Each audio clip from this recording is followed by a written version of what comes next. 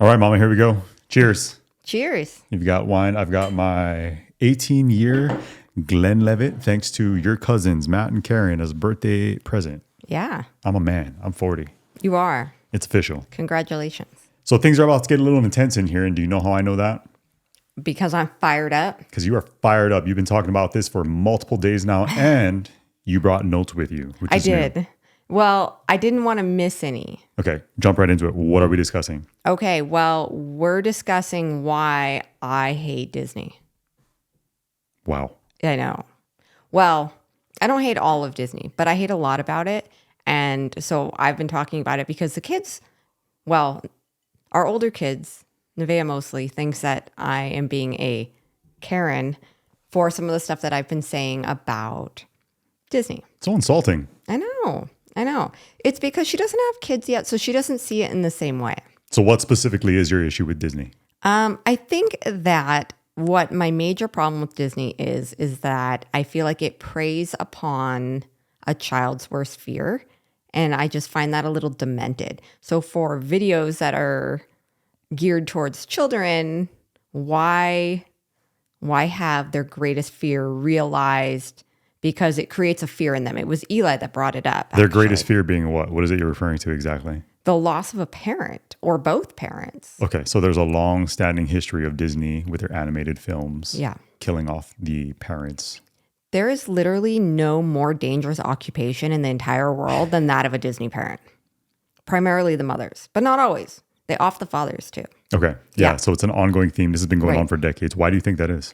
I don't know. So there's a couple theories that Walt Disney lost his mother in a very tragic way and blamed himself and therefore was attracted to these kind of stories. But I tend to think it may be a little more sinister than that. Maybe it's just their recipe for success, but it's a disgusting recipe in my opinion. So have you been looking into this all week? Yeah. And what did you find? You're like an investigative reporter. Look at you go. Well, I found more movies than I could even think of. So I was telling... Well, because Eli brought it up, and then he kind of has this fear of like losing a parent. What is it that sparked him or prompted him to mention this or bring this up? They had watched Frozen. Okay. And then he brought that up. And then you were like, oh, you should watch Dumbo. That's a great one. I'm like, no. And then you were like, Lion King's a good one. I'm like, no. Wait, so parents are killed in Frozen? Yeah, both of them. I can't remember. Yeah, right at the beginning. So the recipe for Disney is this idealistic life. Princess is so happy. Loving mom and dad, and then like they kill him. So like, like when the thunder starts. So we're watching Frozen, right? Nice mom and dad, supportive, beautiful, all of these things. And then we're going on a trip. And I was like, oh, here we go. Here we go. Don't get on the boat, Disney parent. We have talked about this before, which is why I think it's so funny every time that we do watch one of these movies and we see the parents of the main character wandering off or going to investigate something. It's like, don't do it. Don't do it. Don't go Then all that of a sudden way. it's like you hear the Hunger Games canon and then poof, and then more. they cover the picture with the curtains. So I started looking into it, like how many movies, because I was having a hard time coming up with a movie where they didn't kill the parents. Okay, and that's where we come in here with the list. Right. So I got the list because I wanted to make sure that I did not miss any of these. Are we ready for this? Are we ready for the list? Are you sure? How many pages is this list? It's 2. Because when I... Single space, double space, what? It's double space. Okay. It makes it easier to read. So when I bring this up, a lot of people are like, come on, that's not true. And I'm like, yes, it is. Yes, it is. So here we go. Okay, Frozen, mom and dad. You ready? Okay, go. All right, Frozen, mom and dad, killed on the ship. Deceased. Brother Bear, Coda's mother, killed. Also killed while protecting Coda, which adds an added element to it. It adds almost an element of guilt, Right. which they did in The Lion King and in Bambi as well. Okay. Maybe they just do this to the animal babies. Hunchback of Notre Dame, his mother is killed. Is it Notre Dame or Notre Dame? I don't know. Okay, besides the point. Keep Anyway, his mother's killed on the steps, and then, okay.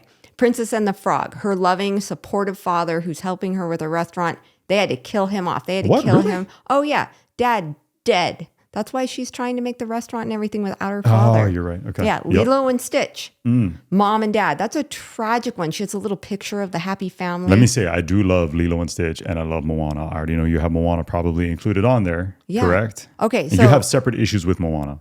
I do have separate issues with Moana. Okay. Besides the point, we'll come back to that. Keep going. Go ahead. Lilo and Stitch, they kill the mom and dad. Snow White. Her mom's dead. Then her dad marries the evil stepmother, which Disney does no favors to step-parents. They're always like the evil stepmother. So there's a lot of loving stepmothers out there. It's a horrible title. So then dad dies, right? No protection. Evil stepmother takes over. Little Mermaid, mom, squished by a ship, dead. Cinderella. Okay, but that's not in the movie. That's just not explained. She just has no mom. You clarified that was later explained in part 2, right? Yeah. Which I didn't realize there was a part 2. So. Right. Oh, yes. There's a Little Mermaid 2 and 3. Okay. Where her daughter literally wants to be a mermaid. Got to keep making that money. Seriously. Cinderella, the mom is dead. The dad marries the evil stepmother. Then loving dad dies. Evil stepmother takes over. All right, Beauty and the Beast, she has no mom. They never really explain it, but it is alluded to the fact that she is also dead. Deceased. All right, Pocahontas, dead mom, right? I see the spirit of your mother in your eyes, okay? Haven't seen it, but I trust you. Aladdin, orphan. Both his parents are dead, and Princess Jasmine's mother is dead. Peter Pan. So a lot of people will say, well, in the movie Peter Pan, there is the Darling family. There is a mom and dad. Therefore, Disney did it. No. The Lost Boys are all orphans, and the reason that they want Wendy is because they are looking for a mother. Okay? All right. Finding Nemo. Mom is killed right in the beginning, and so are all the brothers and sisters. Atlantis, mom and dad dead. Sword in the Stone, mom and dad dead. Ratatouille, mom and dad dead. Mulan, Shang's dad dead. Jungle Book, mom and dad killed by the tigers. Land Before Time. Maybe the most tragic mother passing of them all. People say it's Bambi, but I say it's Land Before Time. Because of the shadow. The shadow.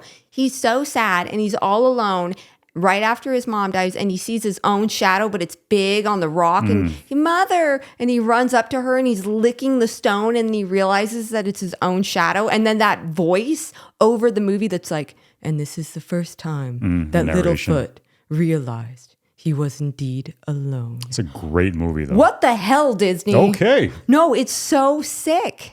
It's so sick. Like, for a little boy watching this, Littlefoot's a little boy. You know how tragic that is? I was a little boy. I love that movie. And it, okay, for me, it's extra. But yeah, go ahead. He could have just got lost and then found his mom in the end. I get your point. I get what you're saying. Big hero, mom and dad dead. Bambi, maybe the second most tragic mother death, right? Horrible. Then he's left all alone. Lion King. His father died because he couldn't listen and he got caught in the stampede, and then Mufasa had to save him. Mufasa. And then he falls and it's tragic, and then he's hugging his paw, and then Scar makes him feel guilty, so they added that added layer of guilt to it. Tarzan, mom and dad, killed by tigers. Fox and the Hound, Todd's mom is dead. Okay, so you don't like any of this stuff. I'm sorry. I think it's sick. Were you turning to page 2? Well, no, okay. No, go ahead. No, what is it? So what is it? What's your issue with this ongoing theme? Exactly. I'm with you. I'm not trying to start a debate. I'm just saying, for clarification's sake, what is the problem that you have? I don't understand it. I don't see how it adds to these beloved videos or these movies or these films or these tales. A lot of these stories are wonderful stories, but so why have that sick, demented element to it? I don't know. What's your theory? I don't know. Preying on the fears of children. It's bizarre for sure that they're trying to tap into this vulnerability of children. And I was trying to think, we had a very brief discussion in the house, but I said, save it for when we come in here. And I have my own personal thoughts and theories as to why it is that they do this. But which are? Well, I find it interesting that, again, they're trying to exploit this fear that kids have, right? And it all revolves around the fact that, hey, maybe this is a very dark theory, by the way. Let me preface it by saying that. There's nothing that your parents can do to save you, to protect you, to keep you from the things that you should be afraid of. They can disappear. They can be gone at any second. Yeah. Maybe that's one theory.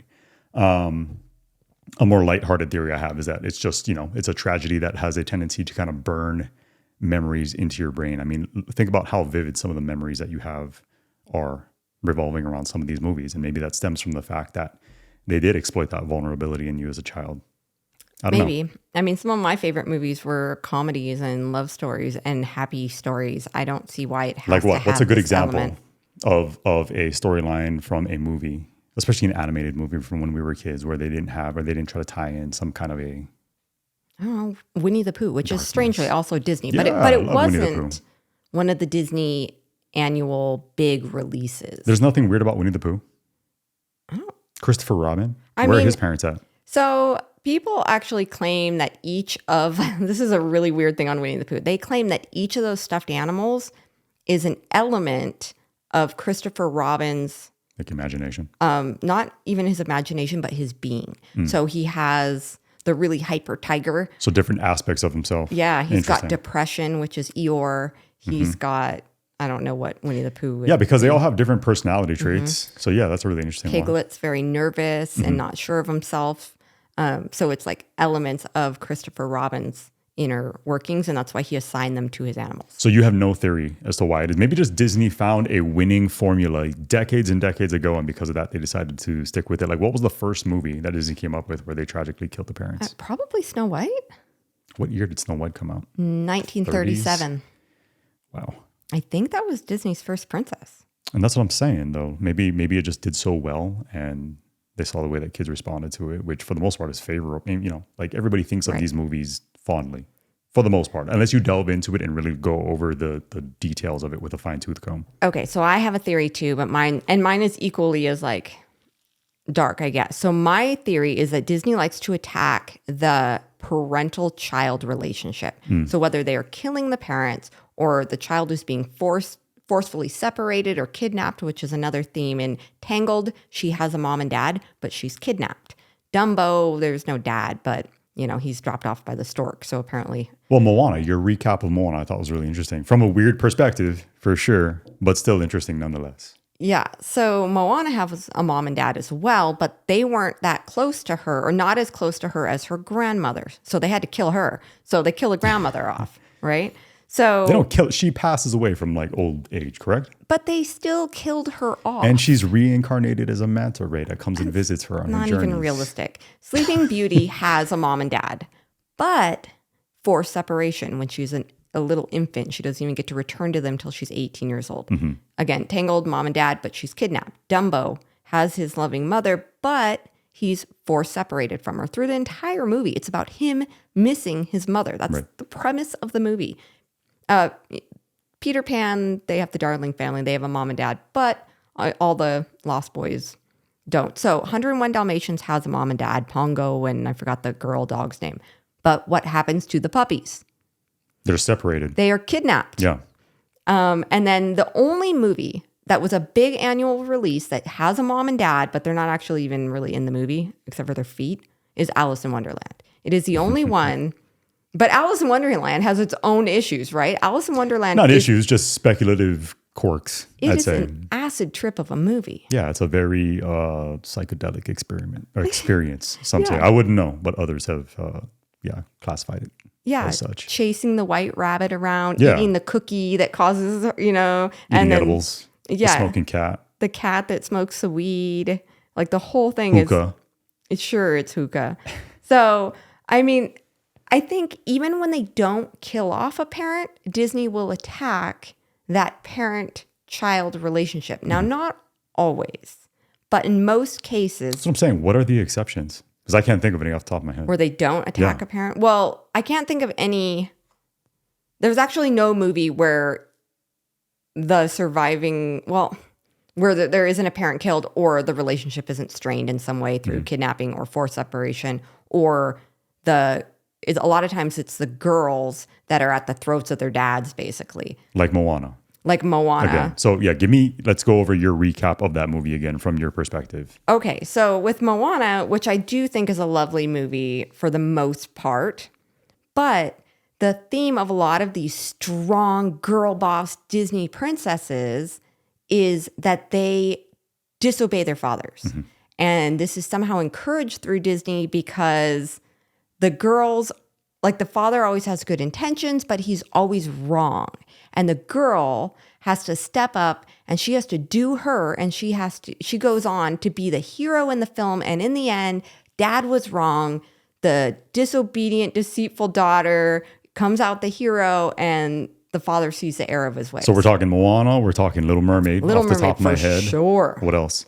God, gosh, Mulan. She dresses as a man to join the army. Mulan. She's saving her father, but he wanted to go and fight in the war. She wants to save him, so she lies. She dresses as a man. She joins. She comes out the hero. And you feel as though that's encouraging kids to become defiant? I think that it encourages little girls primarily to become defiant, to not listen to their parents. Your dad is not always right, because there seems to always be Pocahontas. Her dad forbids her from associating with these pale strangers, as he puts it. She ignores him. The pale strangers? The pale strangers, yeah. So she ignores him. The hot Indian guy that she was supposed to marry, the native guy with the muscles. So he's an animation. He was the sexy one, and he gets killed because she can't listen. But in the end, she comes out the hero. Even though she literally sacrifices the safety of her entire tribe to do what she wanted to do for love. Okay. And I mean, there's others too. Like, you know, like even... There are people who like that aspect of the storyline, I'm sure. I know. Out there. Yeah. 100%. Yeah. Hot girl summer, celebrate yourself. Do you, be independent, be a strong, independent female, which I'm fine with for the most part. But when you tie that back into like, hey, yeah, be defiant and go against your father's best wishes. Obviously, as a father of 4 kids and 2 daughters, I don't love that. I don't know that it's a good message to be giving our little girls. Instead of like, your parents are loving and supportive and they want what's best for you. Always looking out for your best interests, yeah. And the thing is that these fathers always are these loving figures. They're always these strong leaders. But the young girl is still always smarter and one step ahead. Right. And it instills in these girls that what you want, follow your heart. Your dad is probably wrong. And if you go do you, you're going to come out the hero and he's going to see the error of his ways. That's a perception thing. I mean, that's a straight up analysis of the actual storyline, but your take on it is a total perception based thing. Yeah, I know. But again, I'm with you. I'm not trying to argue. I'm not trying to play devil's advocate. I'm with you on this, but I'm saying there are people out there that would disagree. Well, I mean, like even Brave. Did you ever see that one? No. That was the Scottish-Irish. I don't remember. I haven't watched a ton of Disney. I mean, you know, the stuff that was big when we were growing up, Lion King, Little Mermaid, stuff like that. I've seen all that, but since then it's been pretty sporadic. And I know there are people who are huge, as my watch beeps here. I know there are people that are huge fans and supporters of Disney. And, you know, like I think back on a lot of this stuff nostalgically, but I'm not going to the extent of having tattoos put on my body, or, you know, the people who have their bedroom decorated in nothing but Disney decor. And essentially it serves as a shrine to Disney. There's a lot of weird things that have happened with Disney over many, many decades. And I mean, it doesn't keep me from being a fan of their movies per se, but it's interesting to look at and discuss, which is why we're doing this here today. In fact, what is it that sparked this between you and I, and what instilled your passion to want to come in here this week to talk about this? Well, so they're doing a lot of Disney remakes, and that is all the rage right now. And really, it's all the hate right now. A lot of people love to hate the Disney remakes.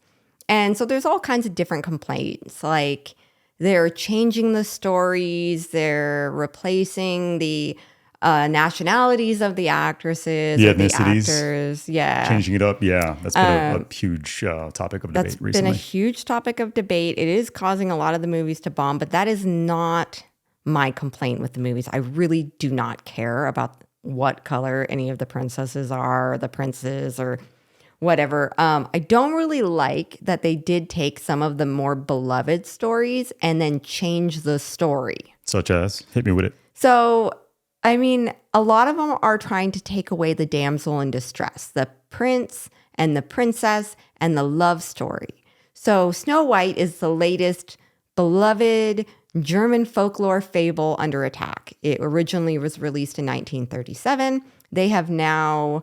what's her name? Rachel Zegler. She is a new actress. She's an American Colombian actress. And I do not care about that. You know, if you want to get mad about that, whatever, that's on you.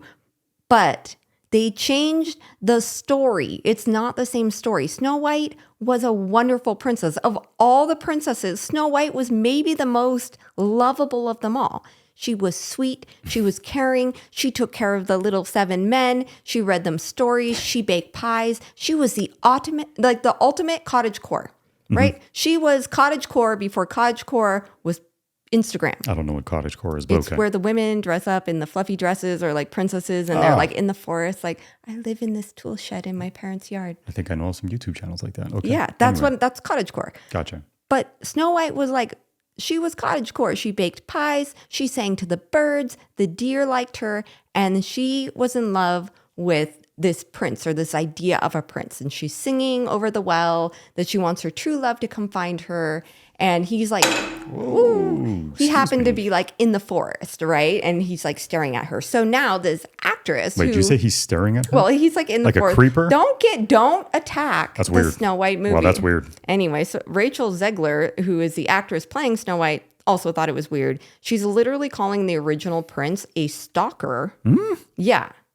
And saying that, like, we have to get rid of him. And so seriously, I was kidding. Yeah. I didn't realize this was a thing. Oh, this is a thing. Yeah. Okay. Because he approached her in the woods. But she was like singing about him and wanted him to come. Yeah, it's a love story. It's a romance. And so during the whole Me Too movement, Snow White became very under attack, which is maybe perhaps why they chose to remake it. Because the prince kissed her without her consent. Of course. She was dead. So they would have preferred that she was dead. She was dead. Wasn't she like under a spell or something? I don't vividly remember. She was dead. Same with Snow White. She was or dead? A Sleeping Beauty. Yeah, they were dead. Okay, how about that's the creepy Both part of it? Both princesses were dead, and they were both saved by true love's kiss. It's a very stinking tale. Okay. Yeah. All right.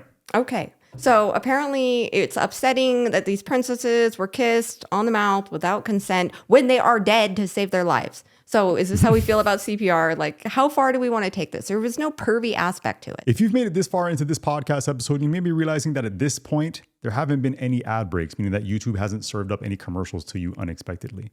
The reason for that is that this episode of the podcast is actually being brought to you commercial free by Delete Me. A while ago, we started getting all these really weird emails. They were like phishing scams and they were asking for personal information, but they were also oddly personal. And so we started wondering how the heck all of these companies were getting our personal data. And so I started digging into it, and it turns out that our personal information was being sold online by data brokers. So what exactly is a data broker? We actually had no idea, but once we started looking into it, a data broker is a corporation that will scour the web, and they will get all of your personal identifiable information. Then they package it all together and they create like a profile on you. They will then sell this information like your social security number, past addresses, your relatives, your birth date, stuff that you do not want going around the internet. We wanted to put an end to these phishing emails and their ability to find and actually distribute and sell our personal information. Fortunately, that's when we found Delete Me. Delete Me is super easy to use. I just signed up. They sent me a welcome email. And then shortly after, I got a list of all the places where they found our personal information. I was able to tell Delete Me exactly what I wanted deleted, and their privacy experts took it from there. The service saves us a tremendous amount of time because it is continually scanning the internet to make sure that our private information isn't showing up anywhere it doesn't belong. To give Delete Me a try for yourself and take the first steps towards protecting your personal information, just click the link below or go to joindeleteme.com/GSL and use our code GSL to get 20% off all consumer plans. That's right. Big thanks to Delete Me for making this a commercial-free episode of the podcast. Now let's get back to our conversation. It's yet another example of 2023 being 2023 and us having to insert and inject a political agenda to everything, past or present. And in the minds of these folks, hopefully not the future. Yeah. Because of, what I deem to be appropriate currently should apply throughout the context of history, all of history. It's ridiculous. Yeah, I think it is too. And so now Rachel and Gal, how do you say her last name? Gadot. Gal Gadot, who I believe plays the evil stepmother, are on this like fembot tour of spreading this message of like, Snow White is very 2023, even though I believe it releases in 2024. And she is a girl boss. They keep using these terms. And she is not looking for love because, ew, like who wants love? That's gross. The idea of love and Prince Charming in marriage is outdated. She wants to be all that she can become on her own. Why not just make it like an action film? I don't know. So, and they also got rid of the 7 dwarves. Okay, yeah, I did see that. Yeah. And I did see the clip that you're referring to, which I found a little odd, but I don't, in the grand scheme of things, when it comes to Disney movies, and is Disney doing the remake? Yeah, Disney's doing this remake. Okay, They've already done a remake. And it was actually quite lovely, but it wasn't Disney that did it.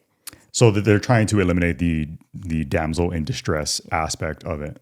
By cutting out like the whole love story. There's no love story to Snow White anymore. There's no love aspect to it. Then what are you left with? Literally, like what is the movie going to be about? Not dwarves. So they got rid of the 7 dwarves because they said that was offensive as well. But see, this being a German folklore, you have to look at the history of it. The dwarves were not supposed to be little people. They're not making fun of Alpes. They were mystical creatures that lived in the woods, they all have. Are we going to do it? Are we going to do it right now? I still want to talk about the little people living in the woods, but separate conversation. Every single culture has them, right? The Hawaiians have them. What are they called? Every culture has had them throughout history. They're called menehune back in Hawaii. Yeah, there you go. And they're naughty little creatures in the woods. And then the Irish have the leprechauns. And let's save this. This will be another segment on another podcast. But go ahead. So the dwarves are the German version of the little mystical creatures that live in the woods. They are not meant to be offensive, but they have now erased them and replaced them with. It literally looks like they went into an Urban Outfitters and then just looked at the employees and some of the clientele and went, we'll take them, cast them for the movie. I've seen stories on this or about this, and I've seen like photographs of the people that they actually cast for the roles of the dwarves. They're homeless people, right? Were they like a bunch of different ethnicities? Yeah, and one dwarf. Statures, and the guy from, what's it called? Show that we don't watch. Oh, gosh. Game of Thrones. Yeah. So that guy is in there. Everybody else is of a regular average height, however that's referred to nowadays. Right. And yeah, are we not, I'm speaking completely for myself here, but I'm kind of hoping and fishing for some people that of a similar mindset to chime in here. Leave it down in the comments. Are you tired? Are you not tired of being pandered to when it comes to anything political, but especially with like a racial divide, anywhere where we can point to any kind of a disparity to where people are very clearly going out of their way to try to make up for said perceived disparity by literally going out of their way. It's like, I'm a former cop. Whenever I see police recruiting pamphlets that have like, oh, everybody's you on the front. Everybody's ironically enough, I think I have been in some of those. But hey, we've got a Caucasian person, we have a this minority, we have a this minority, and we have a this minority, and we're all just happy as can be. And people. It's so pandering, and it's so insulting. At least when I see it, I'm like, this is ridiculous. This is not. Can we stop making an issue of these things? And how about we instead look for the most qualified applicants rather than being like, hey, we want to check a box and make sure that we have enough Asians and that we have enough Hispanic people and yada, yada. Yeah. Yeah, I don't know. So they definitely did that with the 7 dwarves, which is fine. I mean, right. That's where I was going with that. It sparked a thought. I don't care about I don't either. I just find it terribly insulting when they go out of their way to do it, is all I'm saying. Yeah, like no one wants to be the token person. Yeah, just come on. You don't want to be the token Asian, Jeremy. You could have been one of the 7 dwarves. I've been a token Asian. I've been a token Hispanic person. I've been, I'm pretty sure at some point I've been a token like Native person. Pretty much whatever they need because I am so racially ambiguous. Yeah, they're like, you can just label him whatever. Come here. Yeah, I mean, I don't know. I kind of feel like, so Disney actually has done a really beautiful job at making cultural films. So they did Frozen and it was Norwegian and they have funny Norwegian stuff with and the saunas and then all that stuff. Yeah. My people. It's so funny. And then like Lilo and Stitch did the Hawaii thing really well. And they had the Elvis in there. It's why I'm such a big fan of those movies. Like, again, I get the warped aspect of it storyline wise, but I think they do a really good job of actually capturing whatever culture it is that they're trying to make the focus and emphasis of the movie. They do a good job with that part. Yeah, Pocahontas was really beautiful. And then they did Beauty and the Beast, and that was the French one. And it was a bonjour, and they have the great, and the French food and all of that. So Sleeping Beauty was German. And so, I mean, are Germans mad that a German didn't get cast? I don't know. But, I mean, there's the Greek one. So, like, I feel like if you're going to do Pocahontas, hire a native actress if we want to be really culturally sensitive as Disney. Sure. If you're gonna remake Hercules, I'm available. I mean, I'm really old, but I'm available. Well, and isn't Hercules a redheaded white guy, right? Yeah, which doesn't look very Greek gaudy to me, but whatever. But again, I don't care. There are bigger fish to fry in the world. I don't want to be Hercules. I don't want to be the girl. But I'm with you in that it's so odd, and I just hate when people go out of their way to try to appease the what I think oftentimes is a very vocal minority. But it just be consistent if that's the case, because I guarantee there are inconsistencies, and people would have a huge issue if a Caucasian actor or actress was cast to play a culturally relevant or historical role of somebody who was a minority. Tiana, Princess Tiana, who is one of my favorite princesses. She was one of the ones that was super sweet and hardworking and everything. I mean, yeah, you should never cast her with someone else. And same with like Pocahontas. I feel like a native actress should always play Pocahontas. I liked it to be relevant. Yeah, just for the sake of like accuracy. Authentic. And yeah, I get it. Like you don't want Tom Cruise playing like Martin Luther King or something. You're taking it way too far. I know that's an extreme example, but again, just to like, you know how they used to take like really white people and put them in those ridiculous black wigs to play like native people back in the like cowboy no, Indian I don't. movies? I'm just so exhausted So with stupid. any kind of racial discussion and the folks that get pissed off about it. I just be pissed off, and you're the ones who are actually perpetuating this and making it a problem, because I think most folks are to the point of being ready to move on, and hey, we're like in our country, like we're all Americans, and we're all of the human race, so how about we just focus on things that we should be focusing on, like the nefarious activities of some of our leaders and stuff like that. You want to get into that? No, so I have zero problem with the fact that they used Rachel Zegler as Snow White. I don't care. Yeah, that does not matter to me. The thing that I don't like about her is that she's insufferable. Like, she's the worst. So I hear, what is it that you caught? There's been so many things where she's just attacking men and love and marriage. And she's like, this movie's not about love. And that's wonderful. And I'm like, what? How old is this girl? Is she young enough 22. That I should cut her some slack? Okay, no, she's not. Yeah. Well, 22, 23. So I just saw her, they're doing that big actor strike, and she's literally like screaming at the camera, if I have to wear a dress for 18 hours, then I demand to be paid for every hour that my video streams. And it's like, well, it's not going to stream because it's probably going to bomb in the box office. But it's like, this is how out of touch you are at 22 years old with your average working person. I will cut her a little bit of slack as a 22-year-old actress trying to make it in Hollywood, but that is an asinine statement. I'm sorry. She's being paid millions. You are okay. Keep your mouth shut and enjoy your millions of dollars. Right. Millions of dollars, and you're screaming at the camera, and you think that you're going to garner the support of the American working class. Yeah, there are people out there who are struggling to put food on the table for their family. Yeah. There are people who are struggling to pay their rent, to pay their mortgage. They're busting their humps, beating their bodies down. Yeah.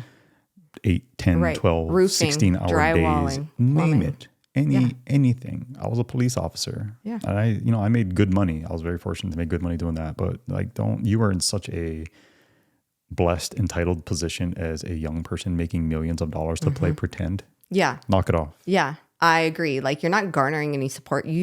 She could single-handedly bomb this already terrible movie with just her yapping. It's like, they need to make her stop. This is why I don't follow this stuff, because I find it so frustrating. It's so just and it's the whole Hollywood, the establishment that is Hollywood, that is Disney. They are so going out of their way to just tear down the fabric of what it is that has made our country. Like the example of Snow White. Like, what is wrong with just the original lovable with story. a love story? Why would you ever want to eradicate that? Oh, because it doesn't jive with your modern, your idyllic modern day woman. Yeah, she's like, just leave it alone, or create your own movie. Make your own movie. Don't destroy what it is that's been made previously. Something that people took pride in and made a point to include a love story narrative. Just do your own thing. Yeah, I mean, this movie has been a classic for 85 years, and the reason that it's withstood the test of time is because it was such an endearing, wonderful love story, and she was such a lovable girl, princess, and she was caring, and people like that. That's why people like Cinderella. Yeah, I don't get it. I'm missing something. I don't know what I'm missing here. But what's wrong with a man and woman falling in love, or that, like, regardless of the circumstances? Why are we trying to eradicate that from? Yeah, why is that not something to still be sought after? Right. That's exactly what I was going to say. Yeah. Why? I don't know. What is it? You tell me. It's almost like the attack of love and the family. It is the ongoing uprising of evil, to where we are going to attack everything that is good and replace it with something diabolical. Right. Like, what is wrong with a man rescuing a woman What is wrong with that? What is wrong with the guy being a gentleman? I mean, he saved her life. I don't know. But the message is, well, she doesn't need him to save her life. She was deceased. You just said, she correct? was dead in a glass box. Also, a kiss isn't going to bring you back to life. It was because it was true love broke the spell. Fine. I get it. It was a spell in the apple. That's a young female. That's a young girl's movie. Yeah, exactly. So that's the thing. This shows, again, how out of touch Disney and Hollywood are For sure. with the desire still of women. So, and little girls, like, we still want, it doesn't, like, we don't necessarily are like, there are still women that want to make partner at the law firm, right? Like, there's a lot of women out there like that, but a lot of women don't want that. A lot of women still want the love, and they still want the romance. The romance, and then they want someone to come be a gentleman. And I want to live in a cottage and bake pies and talk to birds. Yeah, I just find it weird that those are the things that are attacked, because we definitely, it's done subconsciously, but it's because we definitely tend to parent our children to a more classic standard. Right. To where boys take on a certain role and girls kind of take on a certain role. Again, that's something that's completely done subconsciously, but it's because that's what naturally speaks. Right. You look at toddlers. Yeah. What is it that toddlers are attracted to? If you're a young female toddler? Well, they actually did this test with monkeys, and they put like dolls in cars in front of like little chimpanzees. And the little boy chimpanzees grabbed the cars because they liked that they rolled. Yeah. And the girl chimpanzees grabbed the dolls. It's in our nature. Yeah. As males. No. As men. Eli liked dolls when he was a little baby. Fine. Yeah. But I think it was because Kira was his playmate and she had dolls and she was playing with them and he saw that. So he would carry around a doll She also with her. put him in dresses. Yeah. She did. Didn't mean that he wanted to be a female. No. He doesn't. He likes girls a lot. And he still, as an 8-year-old boy now, likes airplanes. Yeah. And machines and history and things that men are more likely to be inclined to be interested in. Yeah, when left to his own, he will grab like a bike or a car or dinosaurs. He likes building things. He'll get sticks and build a structure. Yeah, and it's not like girls don't like building things too and stuff, but there are just, I don't like that Hollywood feels so entitled to tell little girls that if that's what they want, that's no longer something to be like, that's not to look for. That's not something to look for. You want to be a girl boss. And like, maybe the little girls don't. Like, is that a recipe for success and happiness, to go out there and just be this career woman that has cats and drinks wine? For some people, maybe. But don't try. I think everybody kind of has a natural inclination. There are a lot of career, and I'm not saying that there's nothing that is absolute. There's nothing that is true across the board for everyone. But for the most part, speaking once again in generalities, as a female, you have a biological clock. You want to have kids. You want to be a mother. You want to do the things that historically women always had a very strong desire to do. Well, they're starting to see that a lot of women that are in the workforce and that have kind of worked through their whole 20s and everything, once they hit their 30s and they start getting into their later 30s and more near the age of 40, a lot of the women are leaving the workforce, like in massive amounts, especially high-ranking positions like CEOs and women that have made partners or are about to make partner at their law Fortune firm. 500 companies. Yeah, but around the age of 40, they bail because they're like, wait a minute. I have a very, very narrow window to get married and have a child. Yeah, I think there are probably more women having children in their 40s today than there ever have been. I have nothing to base that on. It's a total assumption on my part, but I would suspect that that's the case. Well, yeah, a lot of women kind of put that off because I think it was kind of told to us to put that off in a way, like go to college, start your career. That was like jammed down your throat. Start your career before you get married. And that's fine. There's nothing wrong with that. But at the same time, don't tell women that they shouldn't have a desire to fall in love, to get married, to bear children. There's nothing wrong with that either. There's no reason that you can't switch things up. And like the examples that you just cited, you can change your mind at any given moment. It shouldn't be one way or the other. You shouldn't scoff and roll your eyes at a woman because she desires to do those things, or she desires to take care of her family, or she desires to cook meals for her family. There's nothing wrong with that. That's something that should be celebrated. It's something that you should be proud of. And don't tell little boys that it's not okay to be a gentleman, to want to be a rescuer, to want to be a protector and a provider, and to want to be a Prince Charming. 100%. Because there are a lot of little girls out there and a lot of women out there that are still looking for their Prince Charming. So this is where Disney hits, like, just misses the mark. they miss the mark because in reality, we still want that. We still want the romance. We still want the love. We still want the Prince Charming. And by removing it, that's why nobody wants to see the movies. Like they're like, oh, they ruined it. Yeah, they're out of touch. There's a lot of darkness to come with history and Hollywood historically. And you wanted me to make sure that we got this, squeeze this in, Pinocchio. Oh, gosh. Okay.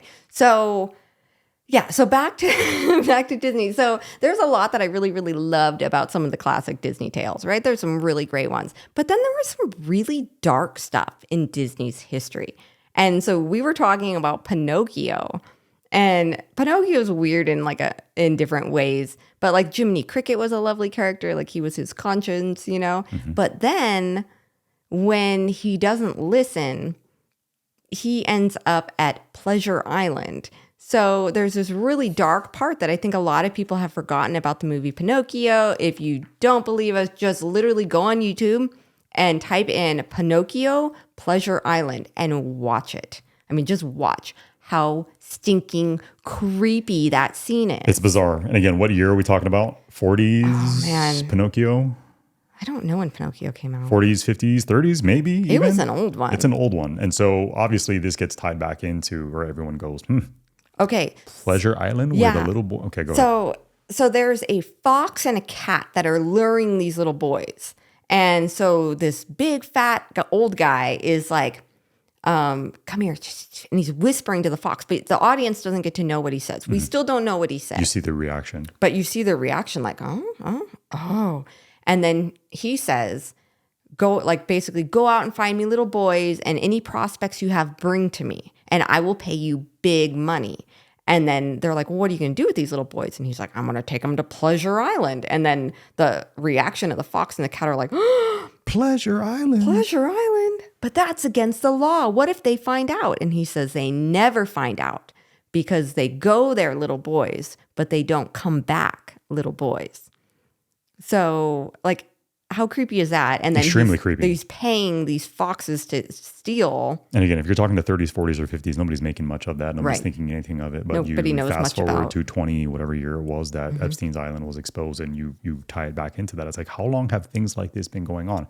I'm not saying that was the case, but it should at the very least maybe make you wonder. Child trafficking was a thing back then as well. It always has been. Yes. And throughout history. I mean, they used throughout ancient history. Yeah, they used to sell children to the gypsies. That was a thing. Weirdest thing to think about in the world. And I know we've had private discussions about this in our own home, but yeah, it's so bizarre to me. I don't understand why that's always been a thing.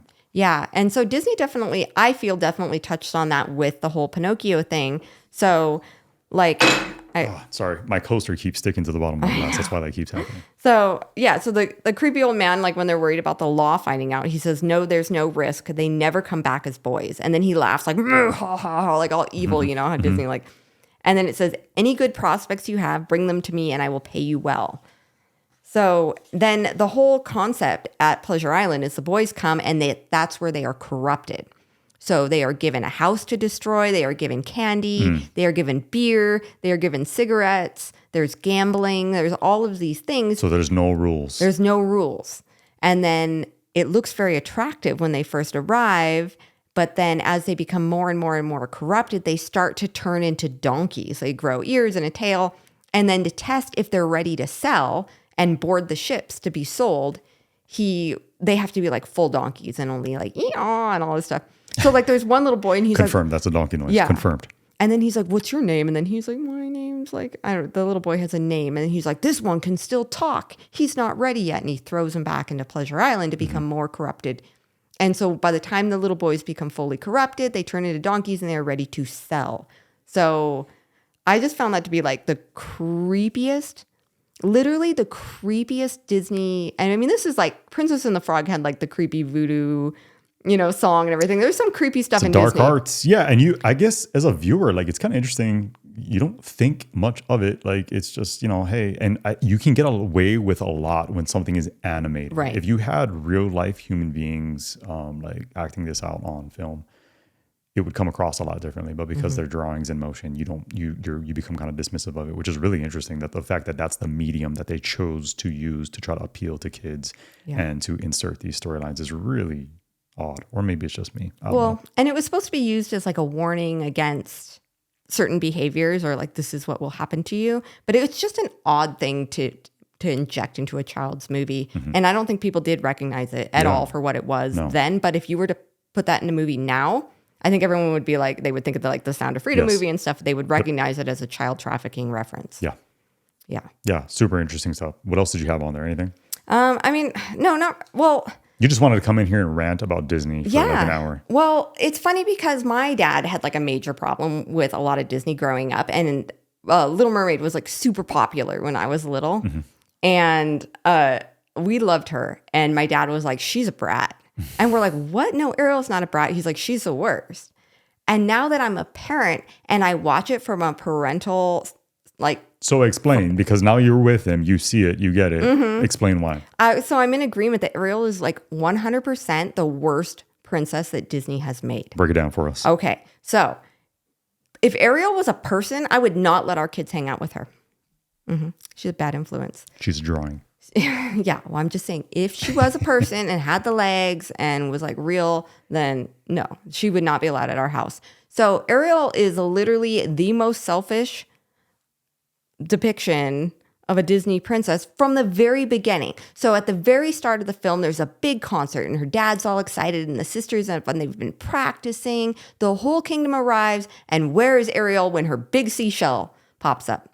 She is off in her boat investigating some shipwreck, trying to get dinglehoppers and whatnot, whatchamacallits, even though her father has forbid her from being around human stuff. So not only did she so selfishly just throw everyone like aside to do what she wanted to do, but then she was also doing what she was forbidden to do. She put her friends at risk. She brought them into the place even though there were sharks and the fat fish almost got eaten. She didn't care. Floundered. Yeah. Come on.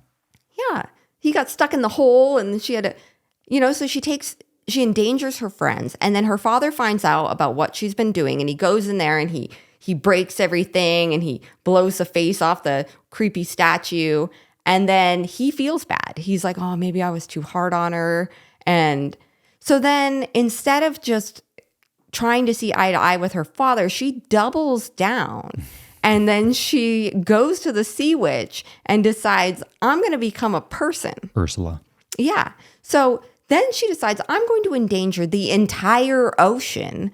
I'm going to leave my family because I want what I want. So then she signs over her voice or her soul or whatever you want to say, and then she disappears. And that little redheaded brat doesn't even leave a note. And she can write because she wrote Ariel to give away her voice. You're going hard. I love the passion. She Keep going. couldn't even leave a note. So then her father is like, this is my fault. He thinks she is dead. He won't let the kingdom sleep until she was found. She couldn't just be like, Dad, got legs, went to, like she just disappeared. Got legs. So see you later. He is sick. The whole kingdom is sick. Everyone's looking for her. Meanwhile, she's getting a tour of the kingdom. She could give two craps that the whole ocean is in mourning over her disappearance. She does not care. And then eventually he has to get her out of her bind and her predicament that she got herself in through lying and deceit and disobedience. He then has to give up his own life to save her, which he very willfully does. As any good dad would do. Because he is a loving father despite her horridness.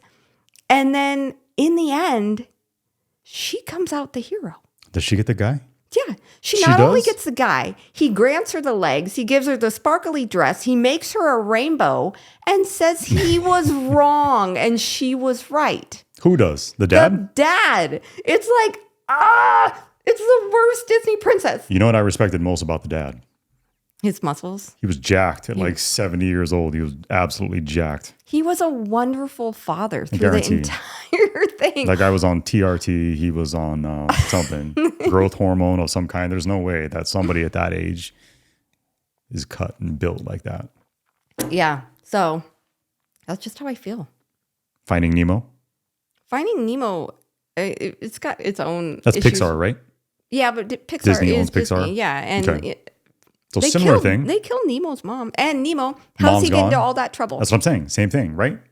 under the sea, for one. Under the sea. Leaves dad. Yeah, well, he didn't listen and he gets captured. Gets into trouble. Yep. Dad is now responsible for rescuing him through the whole movie with Ellen. Yeah. What are we doing Ellen's here? no help. She doesn't even know where she is. So in summary, start winding this down here. Disney, dark arts? I don't know. I don't really know what the I just feel like there has been a lot of dark stuff in the past with Disney, and then they took the few good ones. The good ones, and then they pooped on them. Our kids watch Disney movies. We grew up watching them. We turned out fine. I totally get your point with all of this. Again, I guess my underlying message would be that there are bigger fish to fry. See, coming off the Nemo and Ariel talk, bigger fish to fry. So insensitive.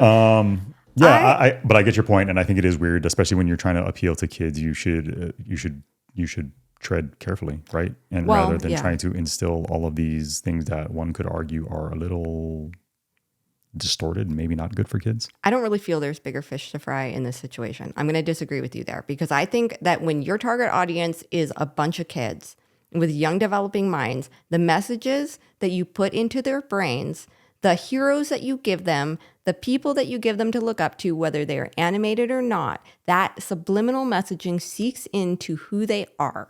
Well, the good news is that nowadays kids are watching the TikTok and the InstaFace and such, and getting all kinds of horrible, awful things placed into their tiny little malleable brains there. I know. So. Well, and I don't know if it's that kids are less interested in Disney. Maybe it's that Disney is just regurgitating the same old stuff, or that they keep slaughtering the classic favorites. Or maybe it is that more people are becoming aware of stuff. Like before, there wasn't subliminal messaging in everything. So I don't think that people were as aware of it, because it wasn't. Now it's in every commercial, every book, every cartoon, every ad campaign has some kind of an agenda. Mm-hmm. And so now I think people are so sick of the agenda. They just want good, simple entertainment without the agenda, that now I think we're becoming a little more sensitive to it. So now when we see it, we are like repulsed by it. We're like, no, I'm going to say no to that because I don't like the agenda. So, and then maybe that's why Disney is like floundering. No, they're like, see, I remembered his name. I think it's why I was going to just say treading water. I'm making it worse. They lost like 44% of their stock value in 1 year. Like I said, I think a lot of people are fed up with it. Not everybody, but people at least our age and older that are still raising young kids maybe are. Let us know down in the comments. Chime in and let us know what you think. Yeah. But yeah, I've had it with all this stuff. That's my bigger issue that they're hijacking things that are supposed to serve as entertainment for political reasons. Young kids, and instead they're trying to indoctrinate them via cartoons, goofy animation. Yeah. So like that's my thing. Yeah, just entertain them, keep it clean, keep it non-agenda driven, and there's nothing wrong with that. And entertain us and come up with new stories. Yes, some new stories, please. Like stop regurgitating. I know it's hard to do. We are ones. YouTubers. We have to come up with our own storylines. I know it's very, very hard to do, but I mean, come on, that doesn't mean you should just resort to trashing the classics that so many people love. Well, I think the numbers speak for themselves. I mean, Disney has, I think last year I read that they lost $123 billion. Billion. It's a lot. So I don't know at what point they start listening to their actual audience and stop pandering to all this Hollywood agenda. Agreed. Yeah. Okay, let's wrap it up on that note. Do you have anything else you want to include? You want to go through page 2 and 3 of your list? No, I think that I've said enough. Okay, one more cheers. All right. Love you. We will see you guys next week with a new podcast, new Good Simple Living video as usual, coming out on Saturday. We have a lot that's been going on around here. Been extremely busy. Looking forward to putting those videos out for you guys. Hopefully you'll be there to receive it, and we love and appreciate you. We'll see you next time. Bye.